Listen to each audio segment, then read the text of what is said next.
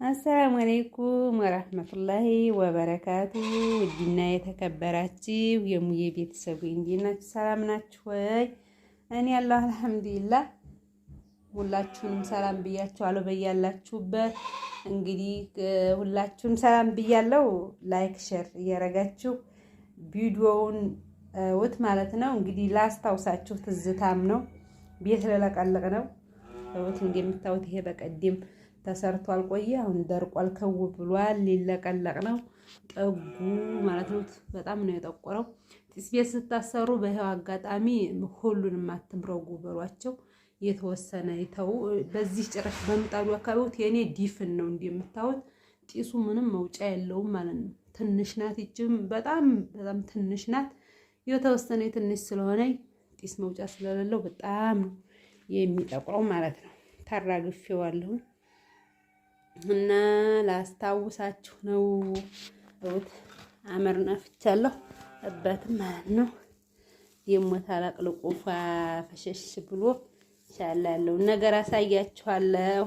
ላስታውሳችሁ የመቸም አሱ ሀገር ሻመ ብንኖር ማተነ ያው ጢስ ቤት ማሰራታችን አይቀርም። ጢስ ቤታችን ደግሞ ይመርልናል። መለቅለቃችን ደግሞ አይቀርም ማለት ነው።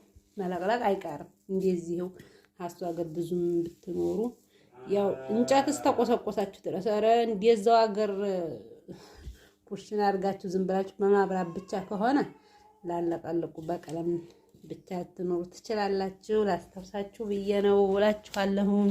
ደግሞ ተለቃልቆም ብሎ ፋፈሸሽ ብሎ ያለውን ነገር አሳያችኋለሁ ማለት ነው።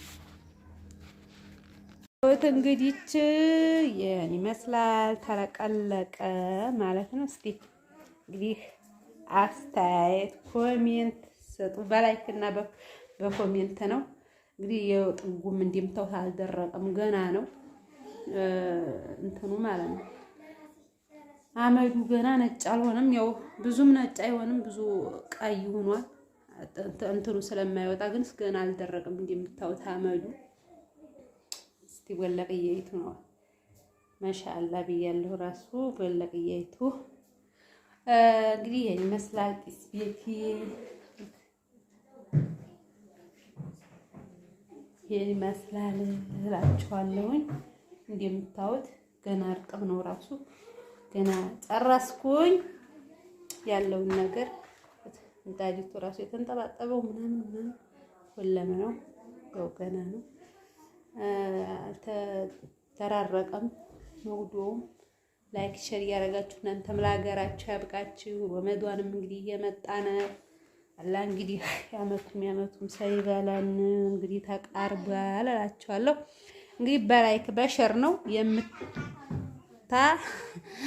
የማውቀው ማለት ነው።